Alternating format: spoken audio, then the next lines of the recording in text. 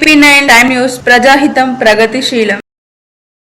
ఓ 12 ఏళ్ల బాలుడు మోహిత్ గదిలోని డోర్ వద్ద కూర్చొని మొబైల్ గేమ్ ఆడుతున్న సమయంలో ఇంట్లోకి చిరుతపులి వచ్చింది. దాన్ని గమనించిన మోహిత్ చాకచక్యంగా వివరించాడు. చిరుతపులి గదిలోకి రాగానే తాను బయటకు వెళ్లి తలుపులు వేశాడు. అనంతరం తల్లిదండ్రులకు చెప్పడంతో వారు అటవీ శాఖ అధికారులకు సమాచారం ఇచ్చారు. ఈ ఘటన మహారాష్ట్రలోని మాలేగాం లో చోటు చేసుకుంది. ఈ వీడియో సమీప సీసీ ఫుటేజ్ లో నిక్షిప్తమైంది. ప్రస్తుతం ఈ వీడియో సోషల్ మీడియాలో చక్కర్లు కొడుతుంది.